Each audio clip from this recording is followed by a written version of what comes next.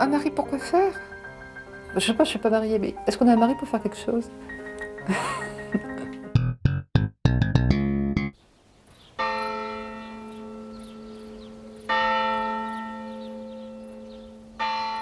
Ça a toujours été un moment important pour moi de venir ici parce que ça correspondait effectivement toujours à un moment en parenthèse qui pouvait me permettre un petit peu de souffler ou de me resituer par rapport à ce que je vivais chez moi. Voilà une partie de la maison avec une petite salle à manger fort sympathique. Ça c'est un lieu à moi. Pas parce que ça m'appartient, mais c'est parce que je l'ai découvert et que j'y viens seule avec mon fils. Une cuisine. Ma situation est quand même un petit peu difficile pour lui aussi. C'est une situation de séparation. J'ai pris une décision de partir du domicile conjugal, comme on dit. Coucou. Depuis 3 étés, elle prend ses vacances seule avec son fils. Cette année, elle a décidé de divorcer. Ce gîte rural est pour Mireille un dernier refuge avant sa nouvelle vie de femme sans mari. Coucou, tu dors encore? Il n'y arrive pas. Allez. Je suis scandalisée. Je suis scandalisée d'avoir 37 ans et d'être une femme. Parce que je trouve qu'on n'a pas le même choix devant soi quand on a 37 ans ou 40 ans. C'est pas facile de se retrouver en dehors du couple, de la relation. Est-ce que tu peux nous expliquer pourquoi vous vous quittez? Moi, j'ai envie de dire là, maintenant, je le quitte pour... c'est une question de survie.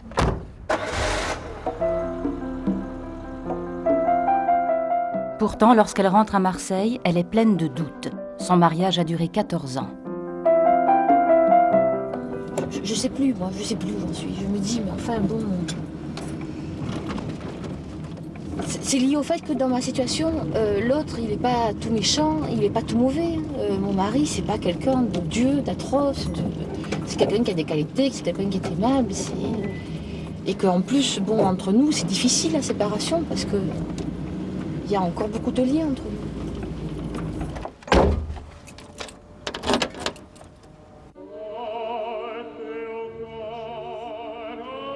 Mes parents ont divorcé, j'avais 18 mois. Et mon père est parti, je ne l'avais jamais vu. Ta maman a été une femme seule? Oui, qui a élevé 3 enfants.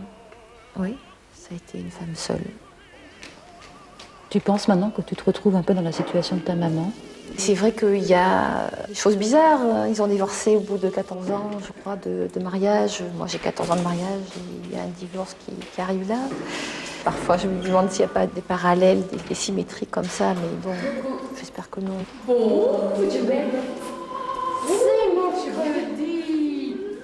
Marguerite, la maman de Mireille, vit seule depuis l'âge de 36 ans.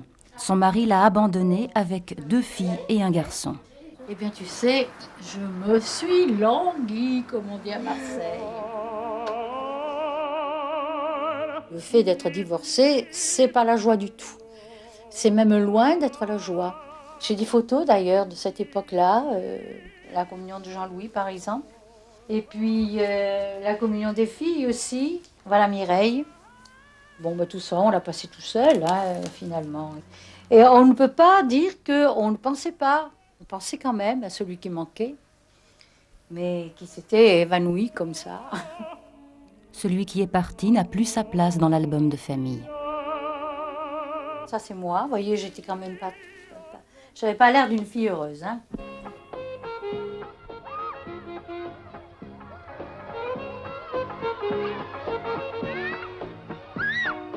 À notre époque, quand on se mariait, eh bien, c'était pour avoir un compagnon, pour le meilleur et pour le pire, pour s'accompagner comme ça tout au long d'une vie.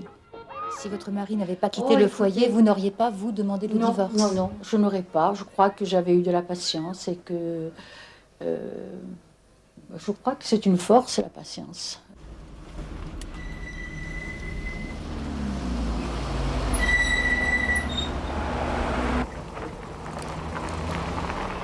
Un mari pour quoi faire, Mireille? Si c'est pour vivre à deux dans des conditions trop contraignante, trop difficile, non. Il n'y a rien à faire avec un mari ou d'un mari. Si c'est pour être à deux, si c'est pour partager, dialoguer, je ne sais pas, si c'est pour vibrer ensemble, oui, pourquoi pas. Mireille ne veut pas subir le sort de sa maman. Elle quitte avant d'être quittée. Elle s'installe provisoirement chez Madeleine, sa sœur, son aînée de 2 ans. Je vais me changer, hein. Oui, vas-y. Je suis à l'écoute, hein, si elle veut parler, mais j'ai l'impression que je manquerai de délicatesse. Là, je suis un peu dépourvue, je ne sais pas que lui dire. Je ne sais pas donner des conseils. Madeleine également a choisi de vivre seule avec son fils Julien. Il n'y a pas d'homme à la maison. Pourquoi les gens qui s'aiment sont-ils toujours un peu cruels? Les gosses, on n'arrête pas de les mettre au monde, vous savez. Ils ont 40 ans, ils ont 45 ans. On voudrait pouvoir leur dire des choses. J'ai très souvent envié certains couples amis qui vieillissent ensemble, en toute affection et avec beaucoup de tolérance aussi. C'est pas la guerre chez eux. Mireille, je lui demande de réfléchir aussi, d'être indulgente et d'essayer de comprendre, et puis se dire, bon, ben, ça va peut-être passer, de toute façon, c'est du temps qu'on gagne, et puis ce temps va peut-être bien arranger les choses. Mon mari est rentré tard, mais bon, c'est vivable, pourquoi pas. Moi, j'arrivais pas à le vivre. Ça me mettait dans un état pas possible.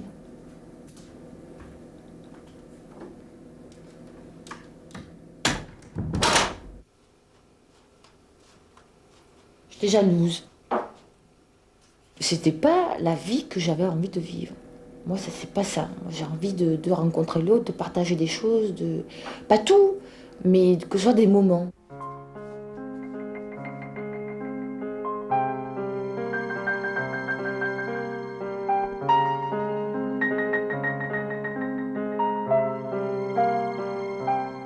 J'aurais aimé que spontanément, parfois, il m'invite au resto, qu'il me propose un temps pour moi.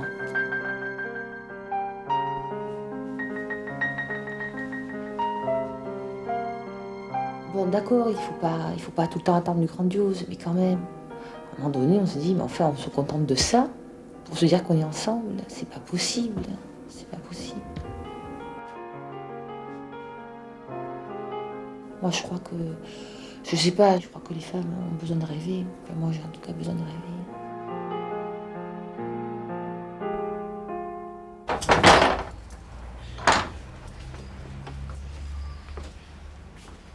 Allez, avec toi. Ok? Ouais. À part déjeuner. Pour Madeleine, avoir un gosse, c'est merveilleux. Elle a un gosse absolument adorable, merveilleux, tout ça. Mais c'est pas la joie quand je la vois ramer. Maman, où je le mets le shampoing? Bon, il y a eu des moments difficiles, les 2 premières années de la séparation. J'avais un boulot, je rentrais, il commençait à marcher à peine, je traînais dans les escaliers, j'avais les courses, il hurlait. Il ne voulait pas rentrer à la maison, je faisais le tour du quartier dans la voiture pour l'endormir. Et moi, c'était... Et il y a des moments, j'en pouvais plus, je m'enfermais. Je viens te chercher à l'école, hein? Ok? 4h30. Le bonheur d'un gosse, c'est de voir ses parents ensemble. Julien connaît son père, il y a quand même de bonnes relations. Hein. C'est pas un gosse abandonné. Hein. Enfin, il vit d'une façon quand même qui n'est pas dans les normes. Bon, arrête. Julien!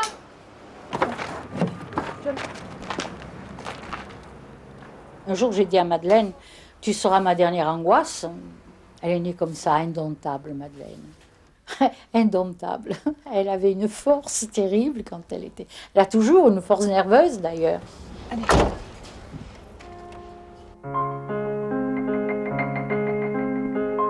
Un mari pour quoi faire?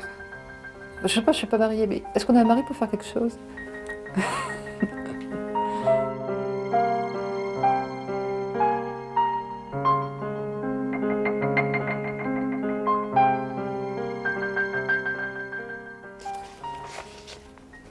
Après quoi court-elle?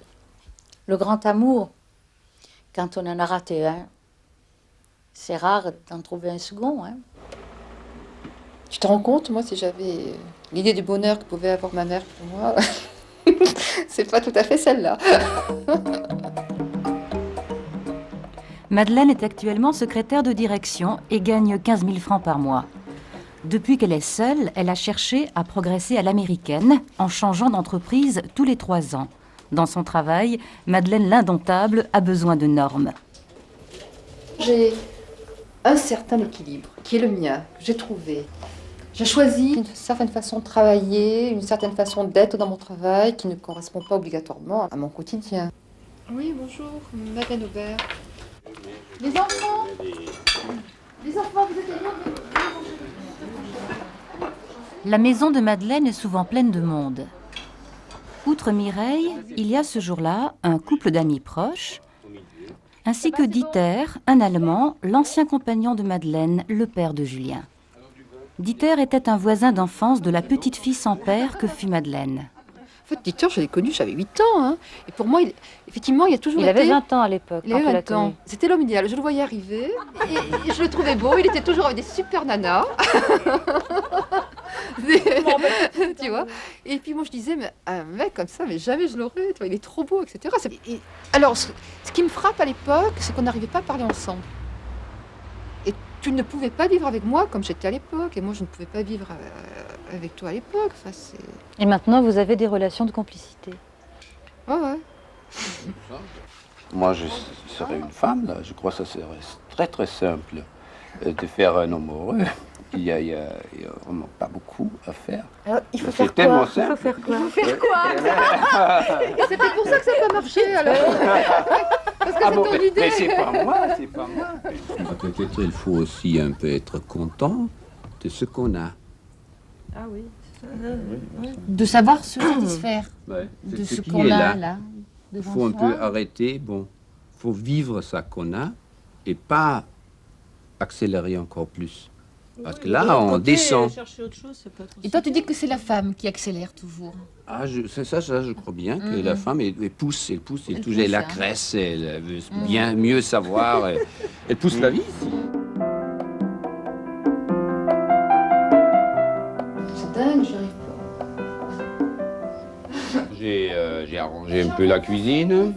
Là, j'ai fait, par exemple, la machine vaisselle, la machine... Chaque fois que Madeleine a déménagé, Dieter est venu pour l'aider et pour revisser les étagères.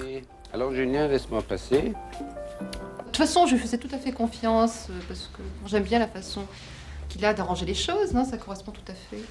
Bon, on était ensemble ici avec Julien. Lui aussi m'a un peu aidé. Et c'était un bon temps en même temps. Parce que quand même, il faut être ensemble, il faut chercher les moments où on peut faire ça. Autrement, on n'est pas ensemble, on ne se va pas. Ensemble avec qui? Avec Julien. Alors, c'est ça là. Bon. Il entoure les personnages. Et ce sont les deux personnages qui font l'histoire. Voilà.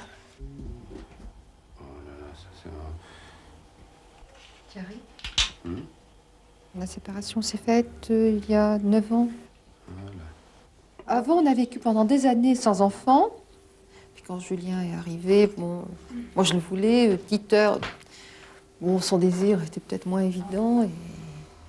Qu'est-ce que tu en penses? Ce qui était latent est ressorti, comme dans beaucoup de couples. On dit que l'arrivée d'un enfant, surtout du premier enfant, n'est pas évidente. Je suis partie d'Allemagne, hein. Puis je voulais revenir dans le sud. Il y avait ma mère, ma soeur, il y avait ma famille à Marseille. Puis je voulais revenir en Provence.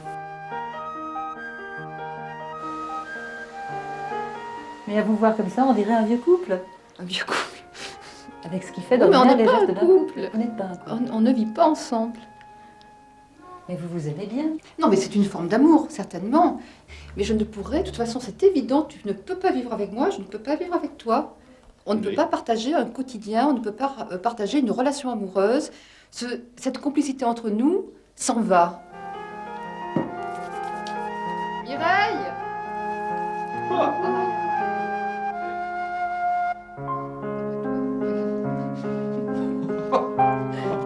trouve ça très bien, on va faire les cheveux. Ah, faut- L'éditeur, je fais pas mal. Non, non, non, non, pas du tout.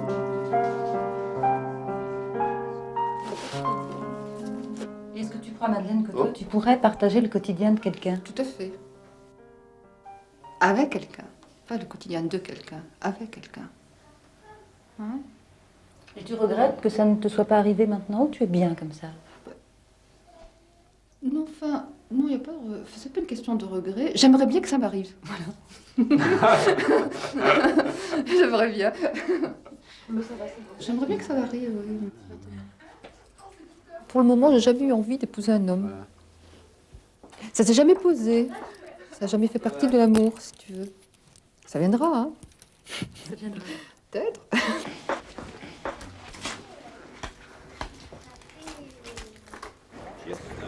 Dieter et Madeleine ne se voient pas souvent, tous les 2-3 mois seulement, pour se retrouver autour de Julien ou même pour sortir ensemble.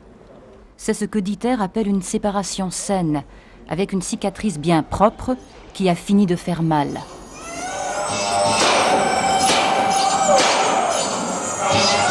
Dabei hielt er mit einer Hand die Nase zu.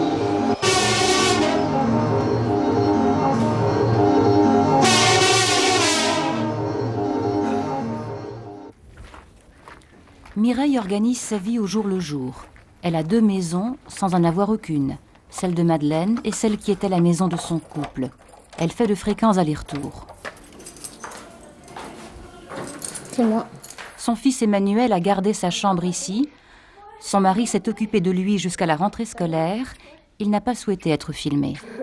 Moi, je suis sa mère, je suis encore le côté câlin, mais je ne suis pas forcément sa complice. Manu, il ne parle pas beaucoup avec moi. Par contre, avec son père, il parle plus facilement.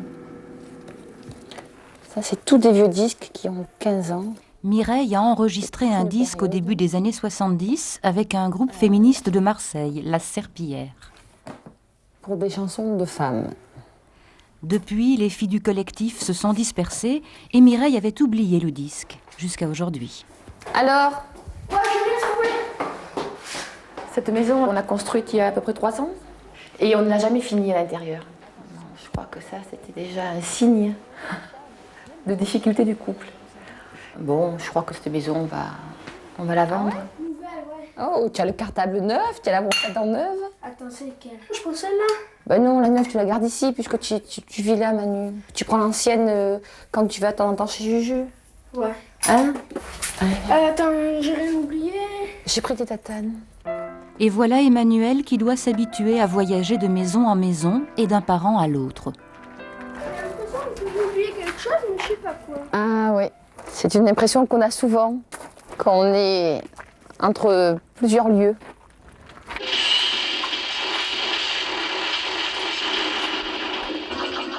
Emmanuel a 12 ans, il ne connaît rien du passé féministe de sa maman. Mireille a cessé de militer quand elle s'est mariée. Mais choisir d'être seule, n'est-ce pas aussi tenter de retrouver les élans de l'adolescence?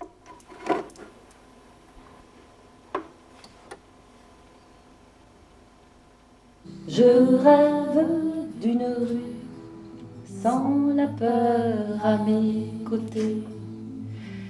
Il est 10 heures du soir, femme rentrez chez vous. Les hommes peuvent aller boire. C'était le premier disque de chansons de femmes qui traitait des problèmes des femmes, de la lutte des femmes. On était très fiers de ce disque. C'est un disque militant, moi j'ai du mal à l'écouter parce qu'il faut qu'il soit associé à une manifestation, à une rencontre. Les militantes féministes de 1971 réclament en toute priorité une sexualité heureuse et déchargée des angoissants problèmes matériels et elles revendiquent la contraception libre et gratuite et la liberté de l'avortement. De notre siècle, femme emprisonnée, femme jugée, sommes-nous en féodalité?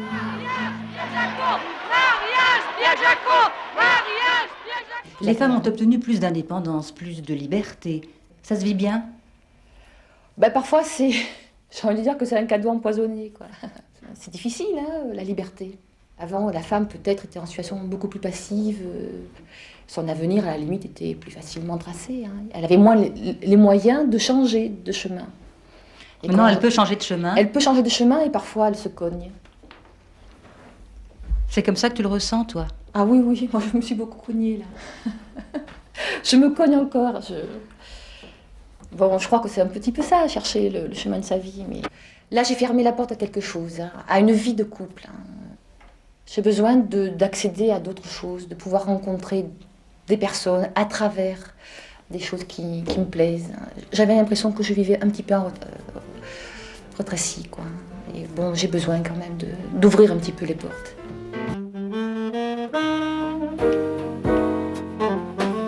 Elle revoit des copains musiciens qu'elle connaissait jeune fille.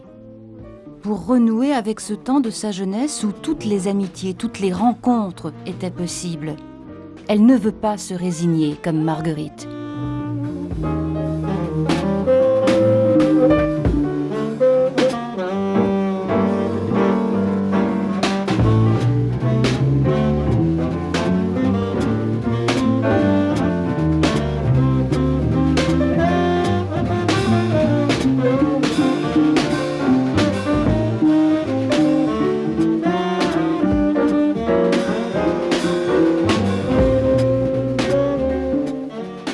J'ai envie de vivre. J'ai pas envie de solitude.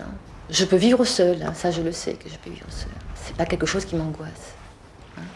Mais j'ai envie quand même de vivre des histoires. Ou une grande histoire aussi. Je verrai. Qu'est-ce que ça va être maintenant, tous ces couples désunis qui refont leur vie d'un côté et de l'autre, et les gosses? Moi, je pose le problème des enfants. Vous, Marguerite, le fait que vous ayez divorcé, cela vous a détruit votre vie de femme? Oui, ma vie de femme a été détruite parce que j'avais quand même la charge de mes 3 enfants et je me disais, j'avais ma fonction d'enseignante, j'avais les enfants, j'avais très peu de temps à m'accorder à moi-même, très peu de temps libre. Et puis, même si j'ai eu des occasions, il n'y en a pas eu beaucoup, en fait. Je ne les ai pas prolongées parce qu'à un moment donné, je sentais que ça devenait dangereux et mes enfants ont passé d'abord. Eh bien, parfait. Parfait, parfait. À Marseille, Mireille a quitté la maison de Madeleine. Elle revient s'installer dans la maison où elle a vécu mariée. C'est encore du provisoire, mais elle entrevoit ce que sera sa vie future. Son mari a loué un appartement ailleurs.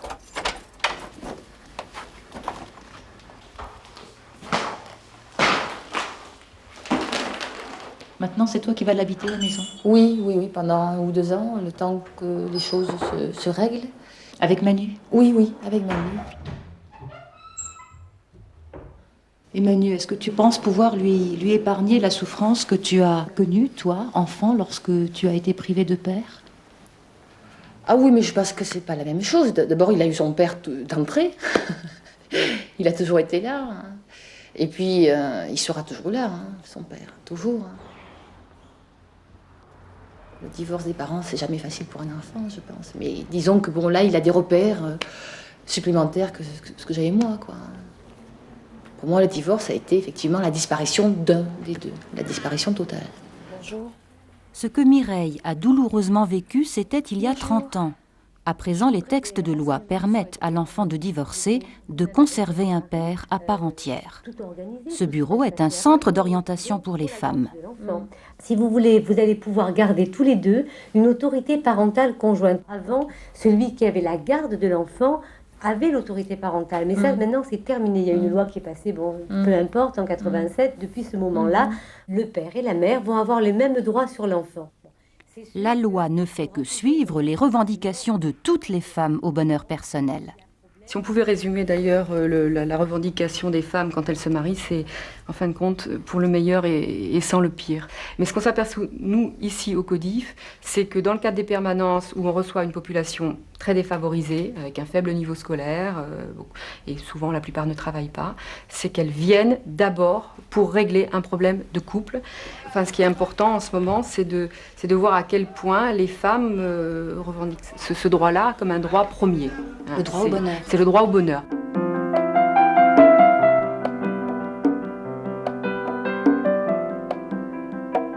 financièrement, est-ce que tu vas t'en tirer? Ça va être serré, hein. T'as un salaire d'infirmière? Oui, oui. Je me suis toujours impliquée dans mon travail. Là, je vais peut-être m'impliquer différemment, hein. Je voudrais faire un petit peu moins de terrain et faire un petit peu plus d'encadrement, peut-être, de gestion, de porter des projets. Moi, j'aime bien ça. Salut! Mireille, jusqu'ici, gagnait 8 000 francs par mois et l'ancienne révolutionnaire en elle se défiait de toute forme de pouvoir. À présent, elle change. Elle veut prendre des responsabilités dans un métier qui la passionne. Pendant que la vie de Madeleine se déroule à Marseille, son ancien compagnon, le père de Julien, vit au calme dans un village du Luberon. Il a la passion des vieilles pierres.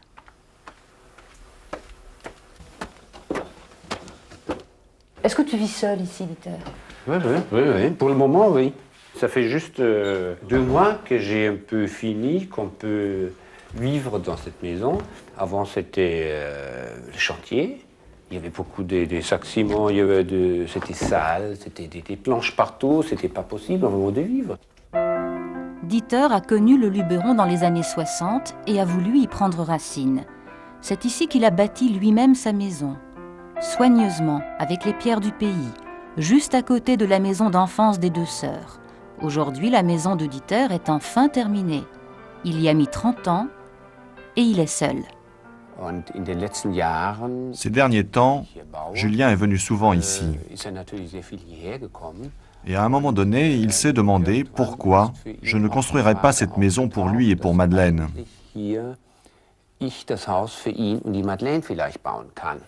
C'était en fait une question très logique de sa part.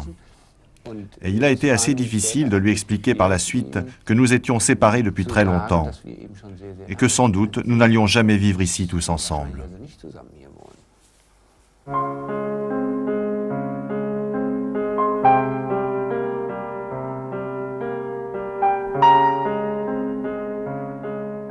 Tu n'aurais pas aimé que l'on vive avec Dieter?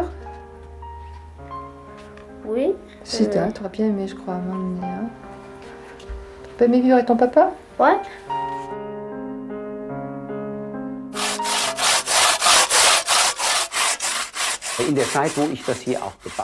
J'ai consacré beaucoup de temps et d'efforts à construire cette maison. Il y a tant à faire ici. Tu aurais aimé pouvoir fonder une famille comme autrefois, une famille traditionnelle? Naturellement, j'aurais aimé pouvoir fonder une famille unie, mais je n'y suis pas parvenu. Peut-être est-ce la réponse la plus honnête. En étais-je capable? Le voulais-je vraiment? Une famille, c'est aussi un rêve.